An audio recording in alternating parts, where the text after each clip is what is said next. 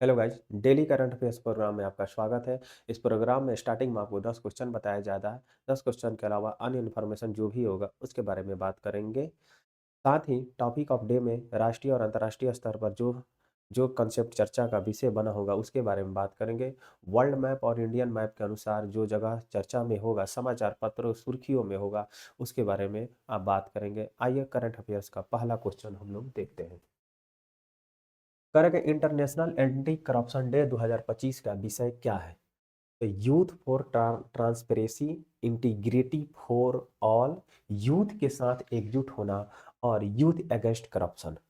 तो आपको मालूम होना चाहिए कि करप्शन डे जो है 2003 में इसको घोषित किया जाता है। 2003 में घोषित किया जाता है संयुक्त राष्ट्र संघ के द्वारा।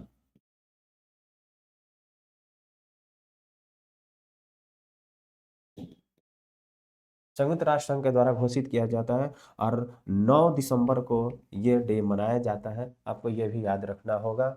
और ये भ्रष्टाचार के खिलाफ ये घोषित किया गया कि सभी देश एक प्लेटफॉर्म पर आकर भ्रष्टाचार के खिलाफ भ्रष्टाचार को कैसे रोका जाए और जागरूकता फैलाया जाए। आपको हम बता देता नहीं कि गांव देहात में आप देखिएगा, गांव देहात में देखबा बाबू कि ब्लॉक में जइबा तू तो तारा से 100 रुपया ली तो केहू जाति निवास बनाई, केहू आय प्रमाण पत्र बनाई। कि बा यही में तू थाना में जइबा तो थानों में देख लो पूरा घूसखोरी भरल बाबे, पूरा भ्रष्टाचार भरल बा।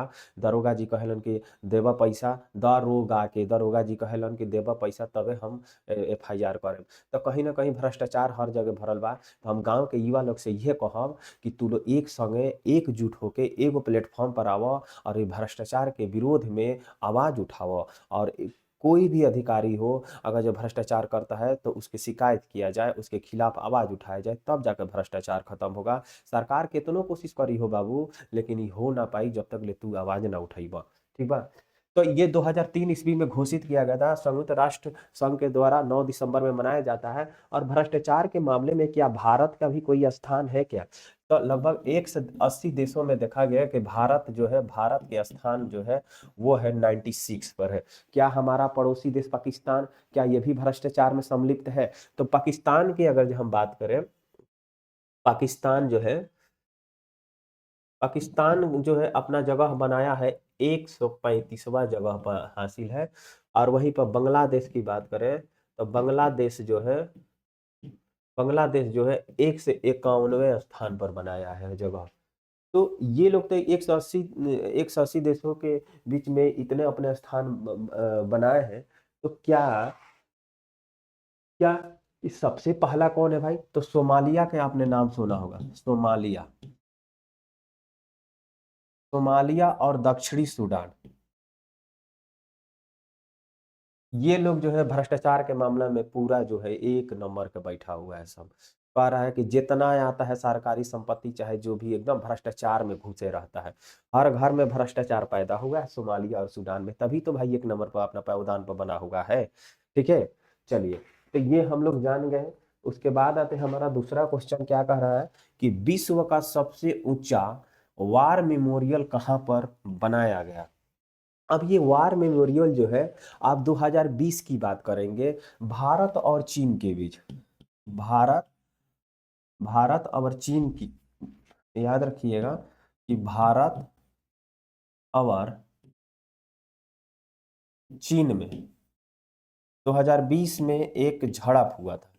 2020 में एक झड़प हुआ था। इस झड़प में हमारे भारतीय सेना, 20 भारतीय सेना जो है वो शहीद हो गए थे। उन्हीं के यादों में ये विश्व का सबसे ऊंचा वार मेमोरियल बनाया गया है। और ये वार मेमोरियल है कहाँ पर? तो गलवान घाटी के नाम सुने होंगे, गलवान। ये आपको लद्दाख में पड़ता है। कहाँ पर पड़ता है? लद्दाख में पड़ता है। वहीं पर स्थित है, वार मेमोरियल बनाया गया है। ठीक है, गलवान घाटी में बनाया गया है। और ये गलवान घाटी जो है समुद्र तल से 13,000 से लेके 14,000 फीट है। भाई समुद्र तल से कितना भाई, आपसे कहीं पूछ दे गलवान घाटी की, तो 13,000 से लेकर 14,000 फीट के बीच में स्थित है। ठीक है, 13,000 से लेकर 14,000 फीट तक स्थित है। आपसे ये क्वेश्चन पूछ दे कि संसार का सबसे ऊंचा युद्ध स्थल कौन सा है, तो ये आपको बताना पड़ेगा कि संसार का सबसे ऊंचा युद्ध स्थल कौन सा है। तो सियाचिन ग्लेशियर के नाम सुने होंगे आप, सियाचिन ग्लेशियर, ये संसार का सबसे ऊंचा युद्ध स्थल है। क्या है भाई, तो युद्ध स्थल है। संसार का सबसे ऊंचा युद्ध स्थल आपसे पूछ दे तो ये हो जाएगा हमारा सियाचिन ग्लेशियर। ठीक है, फिर आगे हम लोग बढ़ते हैं। दिसंबर 2025 में दुनिया का 3 नंबर क्वेश्चन,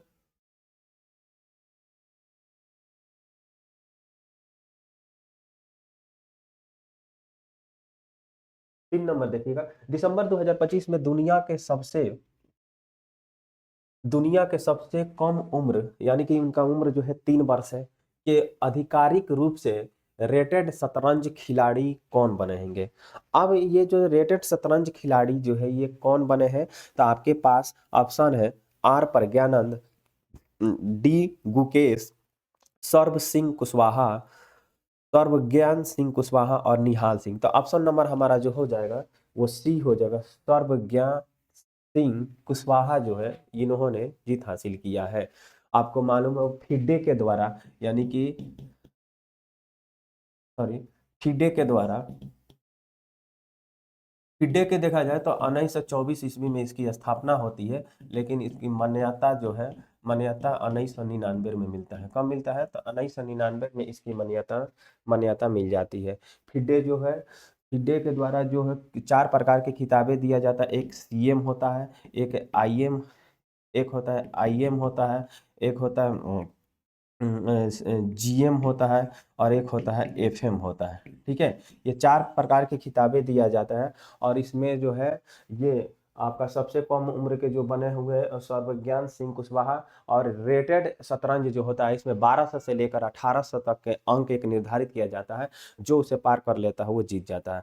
अब ग्रैंड मास्टर पुरस्कार जो होता है वो लगभग उसमें 25 अंक निर्धारित किया जाता है, और जो व्यक्ति 25 अंक पूरा कर लेता है वो ग्रैंड मास्टर पुरस्कार जीत लेता है। तो इसकी स्थापना कब हुई थी, तो 1924 ईस्वी में हुई थी। और उसको मान्यता कब मिली थी, तो 1999 में मिली थी। 91वां ग्रैंड मास्टर आपसे पूछ दे कि कौन जीता है, तो राहुल बी एस याद रखिएगा कि राहुल VS जो है ये जीते हुए हैं। ठीक है, चलिए अगला क्वेश्चन इसमें देखते हैं हम लोग। 4 नंबर क्या हम लोग को कहता है, कह रहा है कि चौथी वार्षिक क्वाड मानवीय सहायता एवं आपदा प्रतिक्रिया राजनीतिक बैठक और टेबल टॉप अभ्यास 2025 जिसमें भारत ने भाग लिया, और ये कहाँ पर स्थित है। तो देखिएगा सबसे पहले जो क्वाड की अगर जब भी क्वाड की बात आ जाए तो क्वाड में इसमें 4 देश शामिल है। कौन कौन से, तो भारत है, ऑस्ट्रेलिया है, जापान और अमेरिका। कौन है भाई, तो भारत, ऑस्ट्रेलिया, जापान और अमेरिका। ये जो है 4 देश जो है इसमें शामिल है। ये बात याद रखें क्वाड में। अब ये कहा जा रहा है कि टेबल अभ्यास जो हुआ, इसमें टेबल टॉप अभ्यास जो हुआ था, इसमें सभी देश को अगर जो देखा जाए तो आपदा अधिकारी जो होते हैं, साइबर अधिकारी जो होते हैं, ये लोग जो है अधिकारी जो ये भी लोग भाग लेते हैं। और आपदा पर, यानी कि आपदा से कैसे निपटा जाए, यानी कि ये चारों देश जो आपदा से कैसे निपटा जाए उसके बारे में यहाँ पर बातचीत हुआ है। और ये कहाँ पर हुआ है, तो होनोलुलु द्वीप पर हुआ है। कहाँ पर, ये होनोलुलु जो है संयुक्त राज्य अमेरिका की एक राजधानी है। राजधानी होनोलुलु जो है एक संयुक्त राज्य अमेरिका में स्थित है। ठीक है, और होनोलुलु जो है प्रशांत महासागर के एक द्वीप है। प्रशांत होनोलुलु जो है ये प्रशांत महासागर में एक द्वीप है। उस द्वीप का नाम है ओ आहू, ओआहू द्वीप।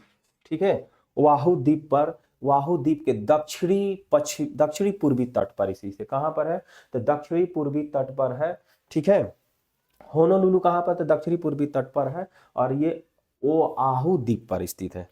ठीक है, आगे बढ़ते हैं हम लोग। 5वां नंबर हमारा क्वेश्चन कह रहा है, 5वां नंबर क्वेश्चन, 5वां नंबर देखा जाए क्वेश्चन है, कह रहा है कि 2025 के लिए पेटा इंडियन के पर्सन ऑफ द ईयर किसे चुना गया है ऑफ द ईयर के तौर पर सम्मानित किया गया है? तो हमारे पास ऑप्शन जो है वो हमारे पास ऑप्शन है रवीना आलिया भट्ट, रवीना टंडन और रवीना टंडन, उसके बाद जो है अनुष्का शर्मा और दिया मिर्जा। ये हमारे पास 4 ऑप्शन है। इस चारों ऑप्शन में से कौन सा होगा? तो ऑप्शन नंबर जो है बी होगा, रवीना टंडन जो है। इनको याद रखिएगा, ये एक फिल्म अभिनेत्री है जो रवीना टंडन हो जाएगा, रवीना टंडन। ठीक है, तो ये देखा जाए क्यों मनाया जाता है, तो पशुओं के नैतिक उपचार के लिए, पशुओं के देखभाल के लिए, पशुओं को कैसे जीवित रखा जाए, उसके पर्यावरण पर कैसे ध्यान दिया जाए, इसके लिए इनको पुरस्कार जो है रवीना टंडन को दिया गया है। इसकी स्थापना देखा जाए तो कब हुआ था? तो 22 मार्च 1900, पेटा की बात है, 22 मार्च 1980 को हुआ था। कब हुआ था? तो मार्च 22 मार्च 1980 को इसकी स्थापना हुआ था। इसकी हेडक्वार्टर कहाँ पर है? तो इसकी हेडक्वार्टर जो है अमेरिका में पड़ेगा, यानी कि पेटा। इसकी स्थापना जो थी 22 मार्च 1980 को होती है, और इसका हेडक्वार्टर कहाँ पर है? तो ये जो है इसका हेडक्वार्टर जो है वो कहाँ पर है? तो अमेरिका में स्थित है। भारत में इसकी शुरुआत कब की जाती है? अब ये जो पेटा जो है इसकी भारत में शुरुआत कब की गई? तो 2000 में। याद रखिए कब भैया? तो 2000 ईस्वी में इसकी शुरुआत की जाती है। लेकिन इस पर तो काम किया जाता है, लेकिन पहला पुरस्कार देखा जाए तो 2011 में हेमा मालिनी को मिलता है। 2011 में 2011 में किसको मिलता है? तो हेमा मालिनी को, हेमा मालिनी को मिलता है पुरस्कार। ठीक है, आगे बढ़ते हैं हम लोग। हमारे पास 5वां क्वेश्चन हो गया। 5वां क्वेश्चन हो गया। अब हम आते हैं छठा क्वेश्चन पर। छठा क्वेश्चन हमारा क्या कहता है उसके बारे में देखते हैं। और अगर हाल ही में नोबेल पुरस्कार की बात कर रहा है कि हाल ही में नोबेल पुरस्कार दिवस कब मनाया जाता है? तो 8 दिसंबर को मनाया गया, 10 दिसंबर को मनाया गया, 9 दिसंबर को मनाया गया, कि 11 दिसंबर को मनाया गया? तो, तो नोबेल पुरस्कार जो है 9 दिसंबर को मनाया गया है। नोबेल पुरस्कार जो है 9 दिसंबर को मनाया गया। और आपको मालूम होना चाहिए कि ये नोबेल पुरस्कार की स्थापना कब होती है? तो नोबेल पुरस्कार की स्थापना 1901 में होती है। याद रखिएगा कि 1901 में होती है। इसका पुरस्कार के आविष्कार के अंदर अल्फ्रेड नोबेल ने किया था। कौन किया था? अल्फ्रेड नोबेल ने किया था। और इन्हीं के पुण्यतिथि पर, किसमें भाई? तो पुण्यतिथि पर ये नोबेल पुरस्कार दिया जाता है। और कौन कौन से क्षेत्र में दिया जाता है? तो भौतिकी के क्षेत्र में दिया जाता है। दूसरा देखा जाए रसायन के क्षेत्र में। तीसरा साहित्य के क्षेत्र में, शांति के क्षेत्र में, विज्ञान के क्षेत्र में। ये जो है इन सभी क्षेत्रों में ये पुरस्कार दिया जाता है। चिकित्सा के भी क्षेत्र में दिया जाता है, चिकित्सा के भी क्षेत्र में दिया जाता है, इनके क्षेत्र में भी दिया जाता है। तो भौतिकी के क्षेत्र में, रसायन, साहित्य, शांति, विज्ञान और चिकित्सा के क्षेत्र में दिया जाता है। ये बात याद रखिएगा। सबसे पहले देखा जाए शांति के क्षेत्र में जो मिलता है, जीन हेनरी डूनेट को मिलता है। शांति के क्षेत्र में सबसे पहले पुरस्कार जो मिलता है तो जीन डूनेट को, हिने डूनेट को मिलता है। जीन हेनरी डोनेट को मिलता है, हेनरी डोनेट को मिलता है, हेनरी डोनेट को मिलता है, हेनरी डोनेट को मिलता है। जीन हेनरी डोनेट को पहले शांति पुरस्कार मिलता है। और उनके साथ भी एक फेडरिक पेशी है, फेडरिक पेशी।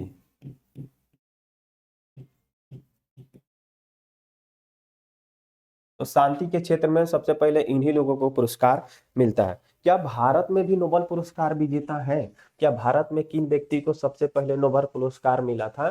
तो आपको मालूम होना चाहिए कि रविंद्रनाथ टैगोर को मिला हुआ था। कब मिला था भाई? तो रविंद्र नोबेल पुरस्कार नोबल जो है 1913 में रविंद्रनाथ रविंद्रनाथ टैगोर को मिला था। टैगोर को मिला था, ठीक है। कब मिला था भाई? तो 1913 ईस्वी में मिला था, ठीक है। इतने बात याद रखिएगा। क्या भारत में अभी कितने लोगों को नोबेल पुरस्कार मिला है और किस लिए मिला था? तो इनको गीतांजलि के लिए मिला था। गीतांजलि के लिए नोबेल पुरस्कार जो है इनको मिला हुआ था। ये बात आपको याद रखना है। साथ ही अगर जो हम बात करें जो है 12 भारतीयों को अब तक जो है पुरस्कार मिल चुका है। कितने भारतीयों को?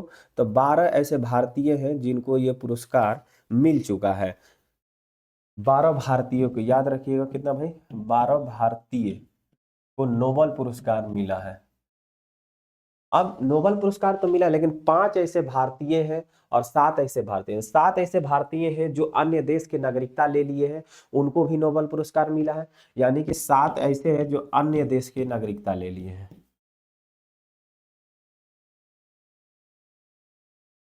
अन्य देश के नागरिकता ले लिया। 5 ऐसे हैं जिनको 5 ऐसे भारतीय जो भारत में रहते हैं, उनको भी नोबेल पुरस्कार मिला है। तो टोटल देखा जाए तो 12 ऐसे व्यक्ति हैं जिनको ये पुरस्कार मिला हुआ है, जिसमें से 5 भारतीय और 7 भारतीय भी हैं लेकिन अन्य देश की नागरिकता ले ली है। तो ये हो गया हमारा। सबसे पहले देखा जाए कि 1913 में नोबेल पुरस्कार इनको तो मिल ही गया था। सीवी रमन को आपसे पूछे तो कब मिला था? तो 1930 ईस्वी में सीवी रमन को। मदर टेरेसा, आपसे मदर टेरेसा मदर टेरेसा जो है इनको 1979 में नोबेल पुरस्कार मिलता है। कैलाश सत्यार्थी को पूछेगा।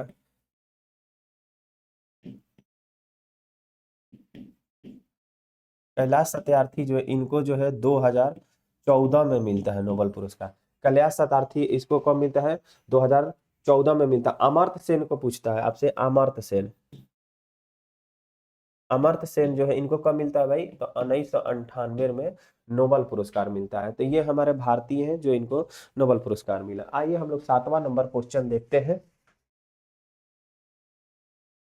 7वां नंबर है 10 दिसंबर 2025 में एनिमल वेलफेयर के लिए ग्लोबल ह्यूमैनिटेरियन अवार्ड पाने वाले पहले सबसे सबसे कम उम्र के और पहले एशियाई कौन बने? यानी कि एशिया में सबसे पहला व्यक्ति जो है वो कौन बना हुआ है?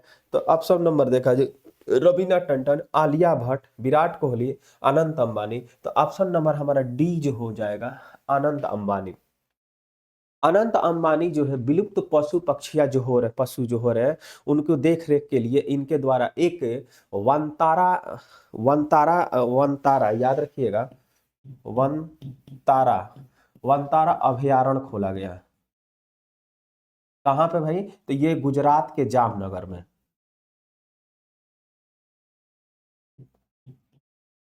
गुजरात के जामनगर में खोला गया है। और ये में विश्व में कहीं भी जो पशु जो होते हैं, जो मान के चलिए कि जो विलुप्त के कगार पे है, उनके लिए तो रक्षा का है ही है। जो पशु जो है जिनके देख रेख के लिए, जो घायल पक्षी हो गए हैं उनके देख रेख के लिए, पशु जो हो गए उनके देख रेख के लिए वनतारा अभयारण्य खोला गया है। और ये इसकी स्थापना देखा जाए तो 2024 में जो है औपचारिक रूप से, यानी कि मतलब ऑफिशियल देखा जाए तो 2025 ईस्वी में पीएम नरेंद्र मोदी के द्वारा इसका उद्घाटन किया जाता है। तो वनतारा के संस्थापक जो है वो कौन है भाई? अनंत अंबानी है। और कहाँ पे खोला गया है? तो ये गुजरात के जामनगर में खोला गया है। और कब हुआ उद्घाटन इसका? 2025 में इसका उद्घाटन होता है, ठीक है। और इनको ये पुरस्कार कहाँ पर मिला है? तो अमेरिका में पुरस्कार मिला हुआ है। और क्यों भाई? तो पशुओं को देख रेख के लिए इस अभयारण्य में इनके द्वारा कार्य किया जा रहा है, इसी के लिए इनको ये पुरस्कार मिला हुआ है। चलिए 7 नंबर क्वेश्चन तो हो गया। 8वां नंबर क्वेश्चन हम लोग देखते हैं। और आलिया भट्ट, सॉरी, अनुष्का शर्मा और विराट कोहली को भी इससे पहले जो है ये पुरस्कार मिल चुका है, ठीक है, पशुओं के देखरेख के लिए। आगे बढ़ते हैं हम लोग। 9 8 नंबर क्वेश्चन। टाइम मैगजीन ने किसे 2025 के सीईओ ऑफ द ईयर्स चुना हुआ है? तो ये आपके सामने 8 नंबर का टाइम मैगजीन ने किसे 2025 के सीईओ ऑफ द ईयर चुना हुआ है, तो आपके पास है नील मोहन, सुंदर पिचाई, सत्य नडेला और शांतनु नारायण। तो यहाँ पर नील मोहन जो है ये इन्हीं के द्वारा चुना गया, इन्हीं को मिला हुआ है। नील मोहन जो है यूट्यूब के सीईओ भी है। किस चीज का भाई? तो यूट्यूब जो है इनका सीईओ भी है, यूट्यूब के सीईओ भी है, ये भी याद रखिएगा। चलिए अगला क्वेश्चन जो है हमारा, अगला क्वेश्चन देखा जाए। यूट्यूब का सीईओ और संस्थापक जानते हैं यूट्यूब का संस्थापक कौन है? चाड हेले है। चाड हेले, चाड हेले।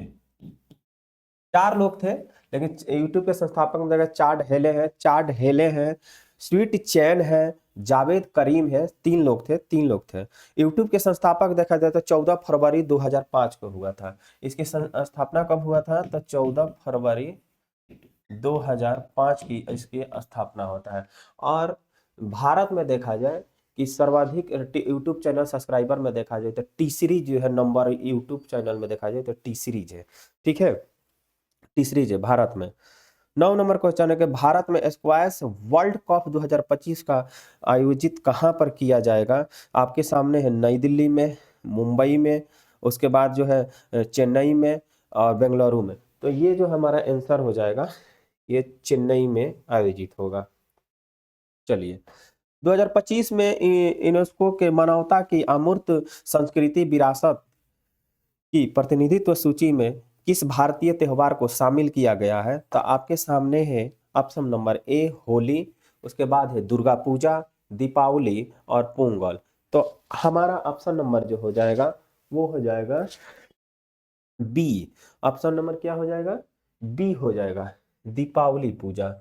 दीपावली पूजा को शामिल किया गया है, दीपावली पूजा। याद रखिएगा अमूर्त धरोहर सूची की बात करेंगे। अमूर्त धरोहर में भारत को इससे पहले तो 15वां स्थान था भाई, अमूर्त धरोहर में 15वां स्थान था। 15 का यानी कि 14वां अगर हम देखे जाए तो दुर्गा पूजा को शामिल किया गया था, पश्चिम बंगाल को दुर्गा पूजा। 15वां जो था वो था गरबा था, गरबा गुजरात वाला, गुजरात। और 16वां जो है वो दीपावली को शामिल किया गया है। तो अब तक देखा जाए तो 15 ऐसा है जिसको हम लोग शामिल कर लिए हैं। 16 जो है अमूर्त धरोहर सूची में 16 शामिल हो गया है। ठीक है, तो दीपावली को भी शामिल कर लिया है, दुर्गा पूजा को भी शामिल कर लिया गया है अमूर्त धरोहर के सूची में।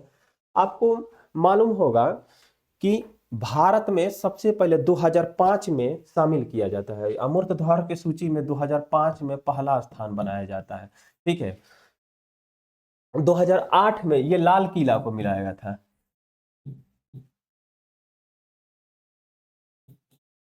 2005 में लाल किला, यानी कि स्टार्टिंग हमको यहीं से होती है। 2008 में बात करें तो ये रामलीला, रामलीला और रामायण, रामलीला और रामायण को शामिल कर लिया गया। चलिए 2017 कुंभ मेला के नाम, कुंभ सुने होंगे, कुंभ मेला, इसको 2017 में अमूर्त धरोहर के सूची में शामिल कर लिया। कुंभ मेला को भी शामिल कर लिया गया। दुर्गा पूजा जो है इसको 2021 में, दुर्गा पूजा, दुर्गा पूजा को 2021 में, दुर्गा पूजा को 2021 में शामिल किएगा। रामदेव बाबा वाला जो योग जो होता है, कूद फान करते हैं रामदेव बाबा को, देखे हैं ना, एकदम जवान लगते हैं, ललन टॉप लगते हैं रामदेव बाबा जब योगा करते हैं, योग करते हैं।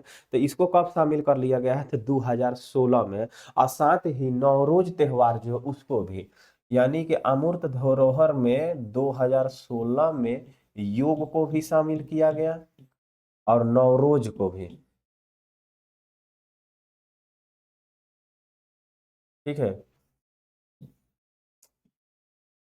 नवरोज को भी मिलाया गया। ठीक है, शामिल कर लिया गया, यानी कि अमूर्त धरोहर सूची में शामिल कर लिया। 2001 छऊ सुने होंगे, छऊ नृत्य है, इसको 2016 में शामिल किया गया।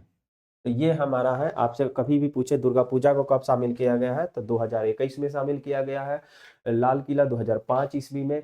रामलीला और रामायण को 2008 में किया गया है। आपको छऊ को पूछे नृत्य है, ये 2016 में किया गया है। योग को पूछे, योग जो है इसको भी 2016 में। नवरोज पूछे तो इसको भी 2016 में शामिल किया गया है। ठीक है। दुर्गा पूजा को पूछे तो 2021 में किया गया। दीपावली को पूछे तो 2025 में किया गया है। तो हम लोगों के सामने ये करंट अफेयर्स क्वेश्चन था, जिसे हम लोग समाप्ति किए। आगे बढ़ते हैं हम लोग, टॉपिक ऑफ डे में क्या है उसके बारे में देखते हैं हम लोग। टॉपिक ऑफ डे में कहता है कि भारत सरकार के द्वारा 4 नया लेबर कानून लाया गया है, और ये 4 नया लेबर कानून जो लाया गया है, इससे क्या भारत सरकार के श्रमिक जो है, जो लेबर है, उनके ऊपर क्या प्रभाव पड़ेगा, और क्या इससे सरकार को क्या फायदा मिलेगी, और उससे कंपनी मालिकों के बीच और श्रमिकों के बीच क्या फायदा होगा, ये आइए हम लोग सबसे पहले देखते हैं।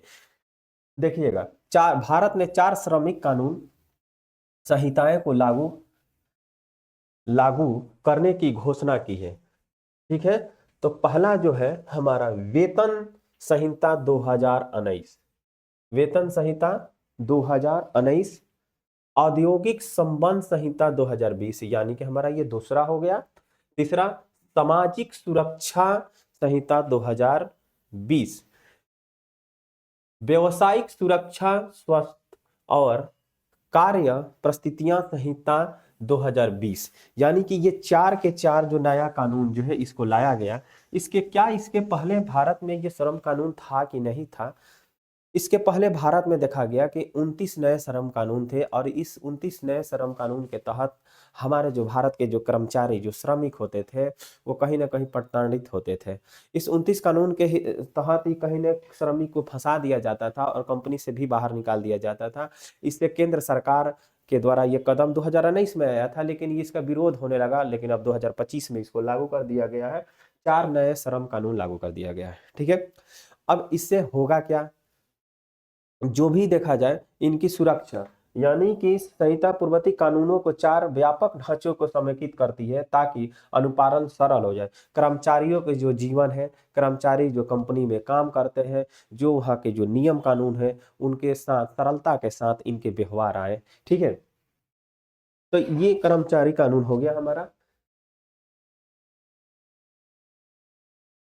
देखिए आगे इसमें है, आगे अधिकार से दूर हो। वेतन संहिता, वेतन संहिता 2019 4 कानूनों को मिलती है, जिसमें से payment of the wages act, payment of the wages act 1936 जो है, इसको भी इसमें शामिल किया गया है। और ये कहता है कि भाई जो भी कर्मचारी है, जो भी श्रमिक है, अगर जो वो किसी भी कंपनी वगैरह में काम करता है, तो इस एक्ट के तहत कहा गया था कि उसको समय समय से आपको पेमेंट करना है, और किसी भी प्रकार के उसमें कटौती नहीं करना है। तो इस एक्ट को भी, इस 4 श्रमिक कोड जो लाया गया है उसमें शामिल कर लिया गया है।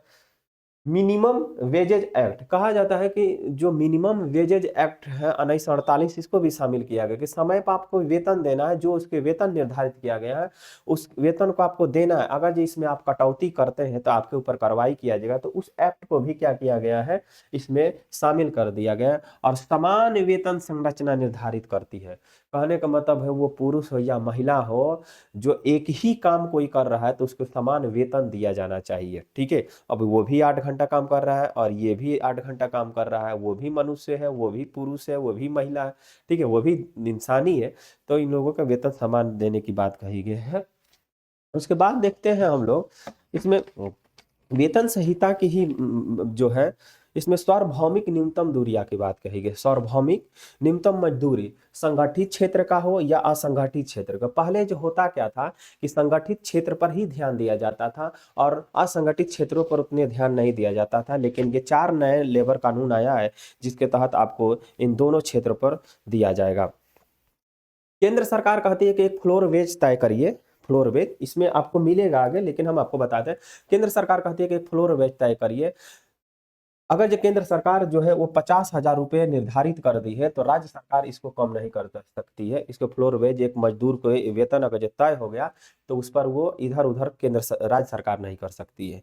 ठीक है, फ्लोर वेज तय किया जाए द्वारा। ठीक है, इसमें किसी भी प्रकार का उसमें कर सार्वभौमिक न्यूनतम मजदूरी जो है एक तय किया जाएगा।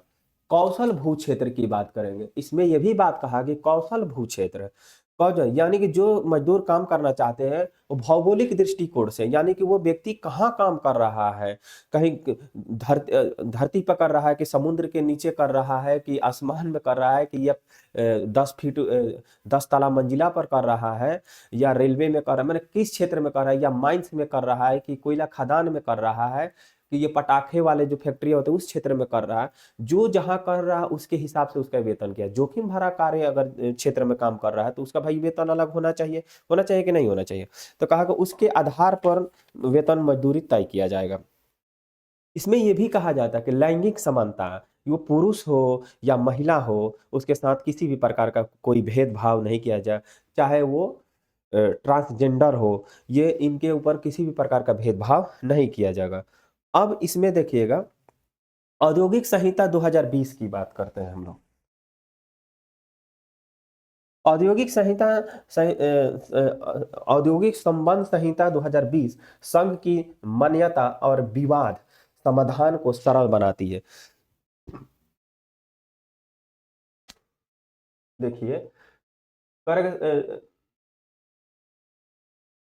वेतन संहिता हो गया, संघ कानून की मिलती है जिसमें से पेमेंट ऑफ द वेजेज, ये हो गया औद्योगिक संबंध संहिता 2020 संघ की मान्यता और विवाद समाधान को सरल बनाती है और तीनों कानून जैसे ट्रेड यूनियन एक्ट 1926 के जगह लेती है।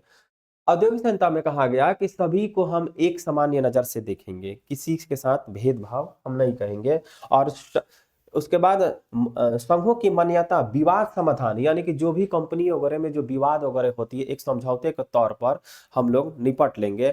अगर जब कोई भी व्यक्ति पहली बार अगर जो गलती इसमें करता है तो उसको कम जुर्माना देकर समझौता कर लिया जाएगा, इस संहिता में कहा गया है। ट्रेड यूनियन एक्ट 1926 का जगह लिया, ट्रेड यूनियन जो है उस 126 जो है उसके ये जगह ले लिया है। आगे आगे देखते हैं। सामाजिक सुरक्षा संहिता 2020 9 पर्वतीय कानूनों को संकेतित करती है जिसमें से एम्प्लॉय स्टेज इंश्योरेंस एक्ट 1948 को शामिल किया गया है, और गिग वर्कर्स और प्लेटफॉर्म वर्कर्स, यानी कि एम्प्लॉयज स्टेट इंश्योरेंस जो होता है उसको इसमें शामिल किया गया है। कहने का मतलब है कि कोई भी व्यक्ति अगर जो अपने कार्यस्थल से अगर जो घर से कंपनी के तरफ निकलता है और उस रास्ता में किसी भी प्रकार के एक्सीडेंट हो जाता है या डेथ कर जाता है तो उस इंश्योरेंस के तहत उनको भरपाई किया जाएगा। साथ ही मेडिकल सुविधा दिया जाएगा, मेडिकल सुविधा दिया जाएगा इंश्योरेंस के तहत कहा गया, इसको भी शामिल किया गया है। गीग एक्ट, गीग वर्कर्स क्या होते हैं? गीग वर्कर्स उसे कहा जाता है कि आप बड़े बड़े कंपनियों में देखिएगा ठेकेदार के आप नाम सुनेंगे। ठेकेदार जो होता है गांव में उसको दलाल कहता है सब, कि बड़का ठेकेदार बन गई बड़ी रहे, 5 आदमी के खटाओ तो बड़का ठेकेदार बन गए। तो वह ठेकेदारवा जौन बा, ई ठेकेदार जौन अपना साथे आदमी के जौन लेके जाई तो ले जाइला के बाद ओकर दायित्व बनता कि भाई ओकरा के सुरक्षा दो, जौन सुविधा बा उसको आपको देना है। ठीक है, तो गिग वर्कर्स उनके अनुसार आते हैं, यानी ठेकेदारों के अनुसार जो लोग काम करते हैं उनको गिग वर्कर्स में लाया जाता है। ठीक है, प्लेटफॉर्म वर्कर्स कौन से हैं? ये प्लेटफॉर्म वर्कर्स की सुरक्षा की भी बात करेंगे। प्लेटफॉर्म वर्कर्स है जैसे कि अभी हम लोग ऑनलाइन पढ़ा रहे हैं तो ये भी एक प्लेटफॉर्म वर्कर्स है। यूट्यूब चैनल क्या है, भी एक प्लेटफॉर्म वर्कर्स है। ठीक है, कोई भी अगर जो वेबसाइट बनाते हैं वो भी एक प्लेटफॉर्म वर्कर्स है। राइड अगर जो बुक करते हैं वो भी प्लेटफॉर्म वर्कर्स है। ठीक है, ओला, उबर, ये सब क्या एक प्लेटफॉर्म है। जोमेटो, स्विगी, ये क्या है, ब्लिंकिट क्या है, ये भी एक प्लेटफॉर्म वर्कर्स है। उसमें कार्य करने वाले व्यक्ति को भी कहा गया है कि हम कहीं ना कहीं इस 4 लॉ कानून के अनुसार हम उसको सुरक्षा प्रदान करेंगे। ठीक है, तो ये हमारा गिग वर्कर समझ गए, प्लेटफॉर्म वर्कर समझ गए। व्यवसायिक सुरक्षा स्वास्थ्य हो गया। आगे देखते हैं। इसमें कार्य परिस्थितियां संहिता 13 कानूनों को संकेतित करती है, जैसे फैक्ट्रीज एक्ट 1948 जिसमें सुरक्षित कार्य स्थल पर अनुपालन सरल करना। यानी कि इस एक्ट के तहत कह रहा है कि अगर जो कोई भी व्यक्ति किसी भी कंपनी वगैरह में कार्यरत है तो उसको सुरक्षा सबसे पहले मुहैया कराया जाए और उस कंपनी के दायित्व बनता है कि भाई इसको सुरक्षा प्रदान किया जाए। ठीक है, उसको क्या किया जाए भाई, तो सुरक्षा प्रदान किया जाए। साथ ही में अगर जो देखा जाए इसमें यह भी कहा गया कि अब जैसे पुरुष जो होते थे, यानी कि पुरुष जो होते थे वो डे नाइट यानी कि दिन में भी काम कर सकते थे, नाइट में भी काम कर सकते थे। तो यहाँ पर कहा गया कि अब महिला जो होगी वो भी नाइट में काम करेगी, वो काम कर सकती है जो पुरुष कर सकते हैं। ठीक है, तो कहा गया कि अगर जब महिला काम करती है तो सबसे पहले जो है कंपनी के दायित्व बनता है कि भाई उसका सुरक्षा आप दीजिए।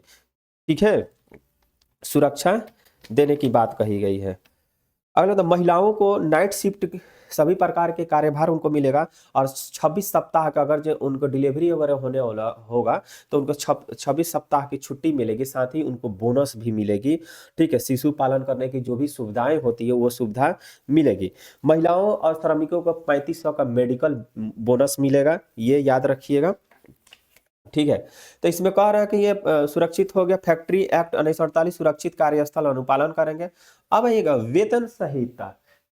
वेतन संहिता मुख्य जो है आपके सामने है, कर्मचारियों के लिए कर्मचारियों को सार्वभौमिक न्यूनतम वेतन निर्धारित करती है, चाहे वो संगठित हो या असंगठित हो।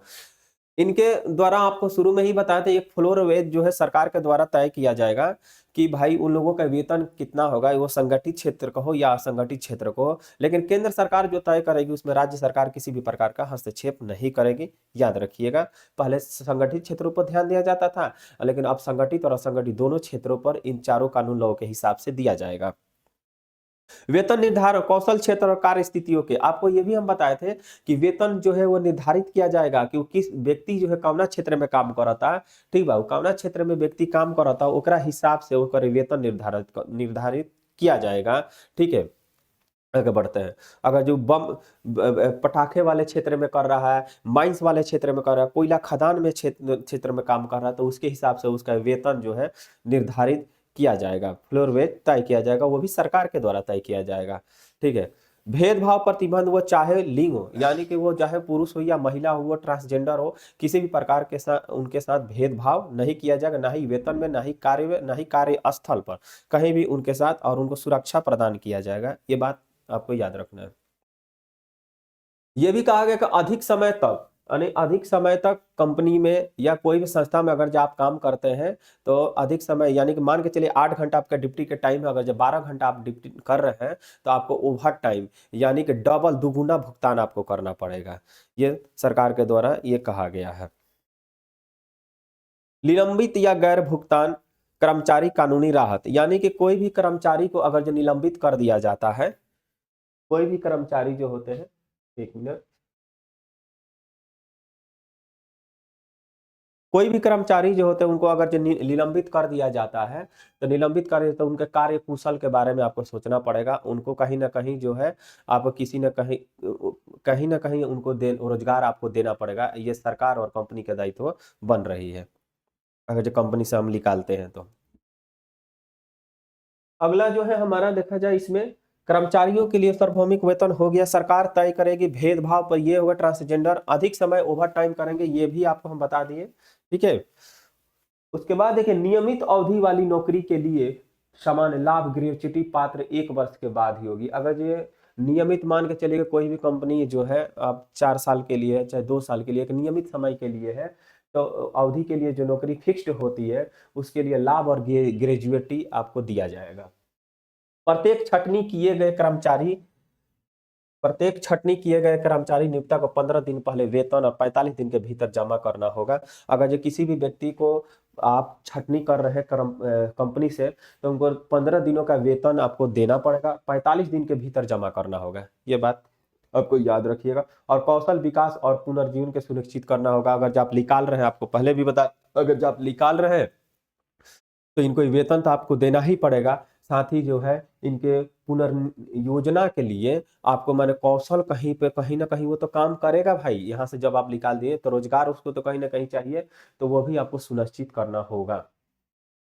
51% सदस्यता वाले संघ को बातचीत करने वाली संस्था माना जाएगा। यानी कि अगर जो कोई भी कंपनी जो होगी कंपनी में अगर जो कोई व्यक्ति हड़ताल करना चाहता है, स्ट्राइक करना चाहता है, तो कम से कम आपको 51% संख्या होना चाहिए, तब वो हड़ताल कर सकते हैं। और उसको अब लिए आपको 15 दिन पहले मतलब आपको ये देना पड़ेगा, सूचना देना पड़ेगा कि भाई हम हड़ताल करना चाहते हैं और किस विषय पर करना चाहते हैं, ये भी याद रखिएगा।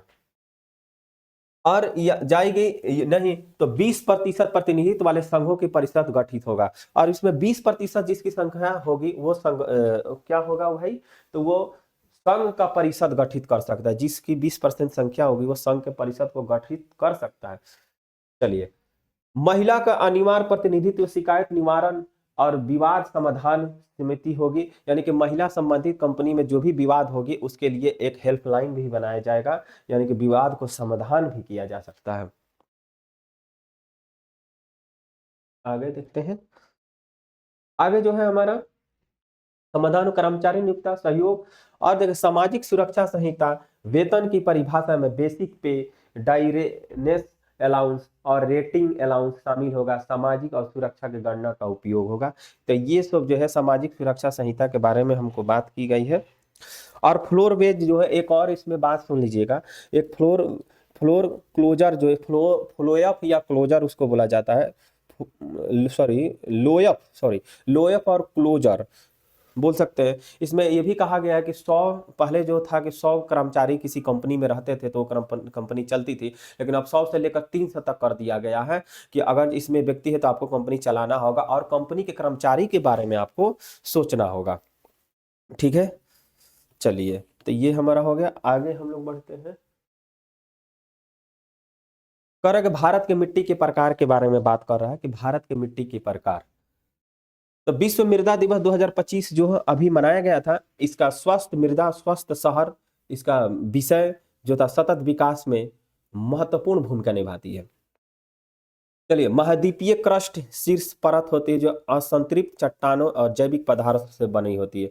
देखिए, एक संतृप्त होता है, एक असंतृप्त होता है। असंतृप्त वैसे चट्टान जो होते हैं जिसमें हवा पानी प्रवेश कर जाता है, उसको असंतृप्त चट्टान कहते हैं। संतृप्त चट्टान उसे कहते हैं जिसमें हवा पानी, जब एक बार जो डूब जाता है, ना ही उसमें हवा जाए और ना ही उसमें पानी जाए किसी भी प्रकार को, उसको जो है हम लोग क्या कहते हैं, संतृप्त कहते हैं। और असंतृप्त उसे कहते हैं जिसमें हवा पानी सभी प्रवेश हो जाए, उसको असंतृप्त कहते हैं। ठीक है, तो ये चट्टान जैविक पदार्थ से बनी होती है। इसमें देखा जाए तो जैविक पदार्थ भी आपको मिलता है। मृदा के विकास भौतिक जैविक मानव जाति कारकों जैसे किया जाता है। मृदा का जो विकास होता है वो मानव जाति के द्वारा ही देखा जाए तो किया जाता है।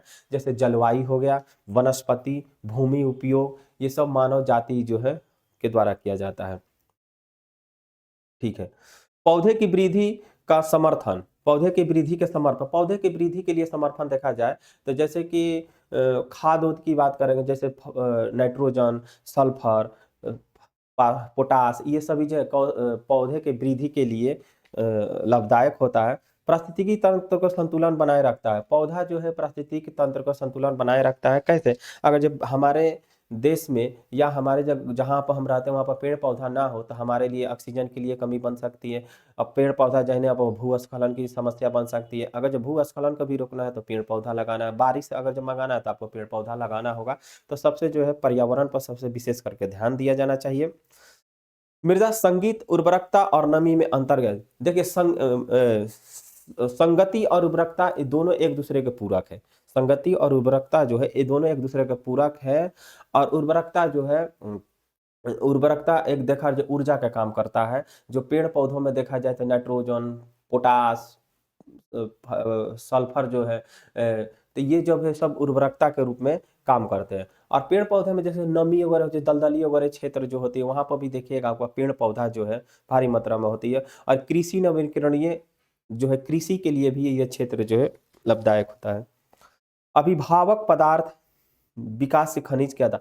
अभिभावक पदार्थ क्या होता है? अभिभावक वो पदार्थ जैसे कि मानते चलिएगा हर माता पिता का एक फर्ज बनता है कि अपने बच्चे को स्वस्थ भोजन दिया जाए। ये अभिभावक पदार्थ, स्वस्थ भोजन, खाना पान, पानी, फल फ्रूट, दूध दही, ये सब क्या है? अभिभावक पदार्थ के रूप में आ जाता है। एक पिता को क्या बनता है? एक फर्ज बनता है।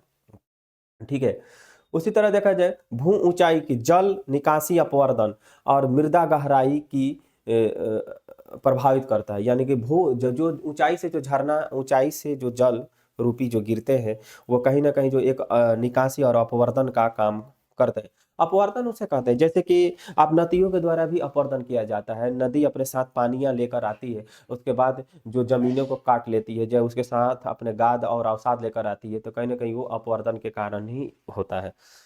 जलवायु अपक्षय नमी उपलब्धता और जैविक अपघटन के नियंत्रित करता है। जलवायु जो है, जलवायु है तो हम है। जलवायु के कारण क्या है, हमारा जीवन और पृथ्वी पर जीने का संभव है, जलवायु के कारण ही होता है। और जलवायु जो है, ये तापमान, जलवायु जो क्या है, वो तापमान को नियंत्रित करता है, तापमान को नियंत्रित करता है, प्रदूषण को नियंत्रित करता है, पर्यावरण से पर्यावरण को नियंत्रित करता है। उसके बाद हमारे मौसम क्या होगा उसको ये निर्धारित करता है जलवायु। वनस्पति और जैविक गतिविधियों में ह्यूमस और पोषक तत्व। वनस्पति और जैविक गतिविधियों जो है, वनस्पति देखा जाए तो बहुत ऐसे पेड़ पौधे जो होते हैं टूट जाते हैं, टूटने के बाद वो सड़ गल जाते हैं। जैसे कि मवेशी का हड्डी वड्डी देखा जाए तो वो टूटने सड़ गल जाता है। तो सड़ने गलने के बाद क्या होता है, एक खाद के रूप में तैयार होता है, और वो कहीं ना कहीं जो है वनस्पतियों के लिए लाभदायक होता है। और ह्यूमस जो होता है ये पोषक तत्व की समृद्धि करता है, यानी कि उसमें ह्यूमस जो है मिट्टी में सबसे ज़्यादा पाया जाता है। और जहाँ पाया जाता है वहाँ पर फसल देखिएगा, चाहे पेड़ पौधे वृक्ष जो भी हो, कृषि के क्षेत्र में ह्यूमस जहाँ पाया जाता है सबसे ज़्यादा फसल होती है। भारत में प्रमुख मृदा, भारतीय मृदा को ICAR द्वारा 8 प्रमुखों में बांटा गया है। USD आधारित वर्गीकरण में जो है इंसेप्टी सोल, एंटी सोल्स, एलेप्टी सोल्स, वेरिटी सोल्स और एरिडी सोल्स और अल्टी सोल्स और मोली सोल्स, ये जो है मिट्टी के प्रकार हैं, अन्य में शामिल है। हडसन वेब, ये कनाडा के पूर्व मध्य क्षेत्र में स्थित है। हडसन वेब जो है ये कनाडा के पूर्व मध्य क्षेत्र में है और अंतर प्रायद्वीपीय सागर है ये। प्रायद्वीपीय, प्रायद्वीपीय तो हम आपको बता दिए हैं कि जो 3 तरफ से सागरों से घिरा या महासागरों से घिरा हुआ उसे हम लोग प्रायद्वीप कहते हैं। भारत भी एक प्रायद्वीप का हिस्सा है, आपको ये भी मालूम होना चाहिए। क्षेत्रफल में देखा जाए इसका 3,16,000 वर्ग किलोमीटर है, ठीक है। और किलोमीटर में वर्ग मील है, सॉरी 3,16,000 वर्ग मील है, और किलोमीटर में देखा जाए तो 8,19,000 वर्ग किलोमीटर में ये फैला हुआ है हडसन वेब। नुनुवुत, मेनिटोबा और अंटोरिया और क्यूबा से घिरा हुआ है। ये हडसन के खाड़ी जो है मेनिटोबा और अंटोरिया और क्यूबेक से घिरा हुआ है। किससे है, तो अंटोरिया और क्यूबेक से घिरा हुआ हडसन के खाड़ी। यहाँ पर देखा जाए हडसन हो गया ये डिस्को, ये यहाँ पर देखें मेनी मैनिटोबा, नुनुवुतु और अंटोरिया और क्यूबेक से ये घिरा हुआ है। अटलांटिक महासागर से हडसन स्ट्रेट के माध्यम से अटलांटिक महासागर के हॉक्स के चैनल के मध्य जुड़ा है। यानी हडसन जो है, ये हडसन की खाड़ी जो है, ये जो है अटलांटिक महासागर, सॉरी आर्कटिक महासागर से फॉक्स चैनल से जुड़ा हुआ है। इसका नाम हेनरी हडसन के नाम पर रखा गया है। किस पे रखा गया है, तो हेनरी हडसन, यानी कि एक हेनरी हडसन जो थे 1610 में, उन्हीं के नाम पर ये रखा गया है, जो डिस्कवरी जहाज पर यात्रा करते थे। यानी कि हेनरी हडसन है वो डिस्कवरी जहाज पर भी यात्रा किए हैं, और उन्हीं के नाम पर हडसन वेब रखा गया है। और कब है, तो 1610 में। उत्तर पश्चिमी मार्ग की खोज, यानी उत्तर पश्चिमी मार्ग की खोज देखा जाए तो 1612 में दक्षिणी तट और 1631 में मैप किया गया है। यानी कि 1612 ईस्वी में तो इसको दक्षिणी खोज को खोज दिया गया था, और 1631 में इसको मैप में शामिल किया गया था। फॉक्स देखा जाए, चैनल का नाम की खोज करता है ल्यूक फॉक्स के नाम पर पड़ा हुआ है। यानी कि जो चैनल ये खोज हुई थी, यानी कि खोज हुई थी, तो उसका ल्यूक ल्यूक फॉक्स के नाम पर रखा गया है। और ये पश्चिमी तट पर 18 से 20 के दशक में मैप में किया गया था। इस क्षेत्र के बैथीमेट्री, यानी कि कनाडियों द्वारा मापा गया था 1929 और 31 में।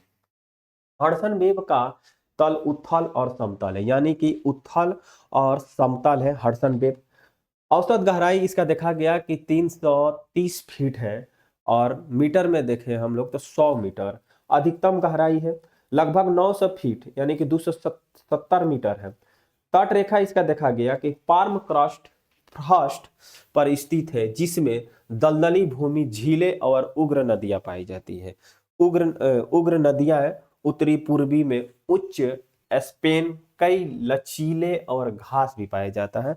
यानी कि इस क्षेत्र दलदली क्षेत्र है, दलदली क्षेत्र में आपके जलोढ़ मिट्टी का भी प्रभाव रहता है, और इस क्षेत्र में देखा गया कि घासें तो पाई जा रही है, घास पाया जा रहा है, लचीले पदार्थ भी पाए जा रहे हैं। ठीक है। पूर्वी तट में प्री कैम्बियन चट्टानें जो 540 मिलियन वर्ष पुरानी है, यानी प्री कैम्बियन चट्टानें जो है वो 540 मिलियन वर्ष पुरानी है। ये द्वीप समूह का मुख्य रूप से वेब के निकास कुल द्वीप सीमित है, यानी कि वेब हड़सन जो है वो इसी में सीमित है। जलवायु गंभीर गंभीर महाद्वीपीय है। जनवरी में -29 डिग्री सेल्सियस हो जाता है, यानी कि यहाँ पे जो जलवायु है हडसन के खाड़ी के क्षेत्र में, यहाँ पर जलवायु जो वो -29 डिग्री सेल्सियस, और जुलाई में 8 डिग्री सेल्सियस वार्षिक औसत इसका देखा जाए तो 12.6 हो जाता है। ठीक है। चरम तापमान देखा जाए -91 डिग्री सेल्सियस से लेकर 27 डिग्री सेल्सियस तक पहुंच जाता है। इसकी चरम तापमान अगर जो देखा जाता है तो वसंत की बर्फ पिघलने की प्रक्रिया अप्रैल के अंत में शुरू होती है, यानी कि बर्फ जो यहाँ पर पिघलता है वह प्रक्रिया कब शुरू होती है तो अप्रैल जो है तो वो अप्रैल के महीना जो लास्ट मंथ होते हैं उसमें ये पिघलना शुरू हो जाती है। और गर्मियों में अक्सर जो धुंधली शरद ऋतु होती है, और ठंडी धुंधली भूरी टाइप से दिखाई देती है, और मौजूद जो इसमें हवा होता है वो कहीं ना कहीं जो है हिमकरणों का, तूफानों का एक रूप ले लेता है। तो आप ये हमारा हो गया मैप के हिसाब से। अब हम देखते हैं कि यहाँ पर जो है आपको जो है डेली जनरल अवेयरनेस क्यूज जो है ये इसमें से 10 क्वेश्चन आपको दिया जाता है। 10 क्वेश्चन है, आज 8 ही क्वेश्चन है, 8 क्वेश्चन दिया जाता है। अब ये 8 क्वेश्चन जो है आपको बनाना है और देखना है कि हम कितने पानी में है। ठीक है। इसका आंसर हम अगले एपिसोड में आपको बताएंगे। ठीक है। तो ये रहा आपका पहला क्वेश्चन, पहला क्वेश्चन ये रहा आपका। दूसरा क्वेश्चन ये देखिएगा, छठा नेशनल वाला। उसके बाद नागालैंड में मिशन वाटर शेड है, ये भी रहा। ये प्रारंभिक चिकित्सा चिकित्सा ये रहा। पांचवा जो है इंटरनेशनल एंटी करप्शन, ये रहा। और उसके बाद देखिएगा श्वेत नदी ज्यादातर, ये रहा। सातवां भारतीय संसद न्यायाधीश के बारे में है। आठवां देखा जाए आपका तो हर साल संयुक्त राष्ट्र 5 दिसंबर को मनाया जाता है, इसी ये रहा। ठीक है। तो ये जो है आपके ये 8 क्वेश्चन आपको मिलेंगे, और इस क्वेश्चन के बारे में आपको बताना है आंसर। ठीक है। तब तक के लिए नमस्कार।